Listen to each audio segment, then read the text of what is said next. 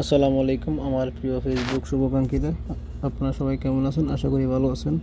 আমি একটা geyser change করতেছি। এই গিজারটার উপর থেকে পানি লিকেজ করতেছে। হাজি যেহেতু কমপ্লেইন করছে, ওরা টয়লেটে বসলে নাকি উপর থেকে পানি লিকেজ করে, সেজন্য আমি একটা নতুন করে একটা গিজার চেঞ্জ করে দেব।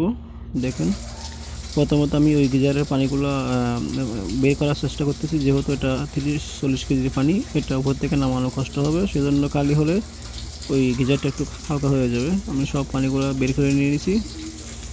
এখন আমি গিজারটা উপর থেকে নিচে নেমে ফেলবো, যেহেতু আর একটা নতুন গিজার ফিটিং করব। আসলে পানিগুলো খুব গরম, এটা যেহেতু রানিং গিজার ছিল। আমি একটা নতুন গিজার নিলাম, নিয়ে এটা আমি প্রেশার বাল্বটা টাইট বন্ধ করে একটু ভালো করে টাইট দেওয়ার চেষ্টা করতেছি। আসলে আপনারা একটা জিনিস লক্ষ্য করবেন, এটা সব সময় ওই যে এই আপনার নর্মাল পানিতে লাইনটা দিবেন, ওই যে প্রেশার বাল্বটা।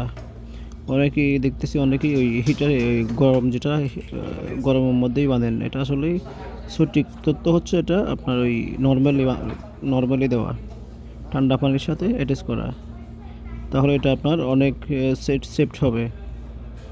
প্রথমে যে গিজারটা নিয়েছিলাম ওইটা আমার এখন উপরে হচ্ছে না, এটা একটু সাইজ বড়। এখন একটা গোল গিজার নিয়েছি, এটা আসলে এটা পারফেক্ট আগের মতো। এটা আগের এটা আমি লাগানোর চেষ্টা করতেছি। অলরেডি আমি তুলে দিয়েছি, যেহেতু আমি একা একা ভিডিও করতেছি, ভিডিওটা একটু করতে কষ্ট হয়, তবু আপনাদেরকে দেখানোর চেষ্টা করতেছি। আমার গিজারটা লাগানো শেষ। এখন আমি লাইটটা আমি ফিটিং করছি।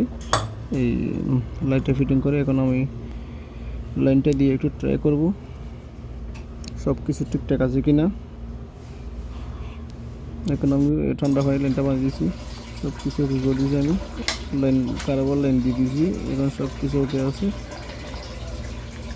এখানে আমি ক্লোজ করে দেবো।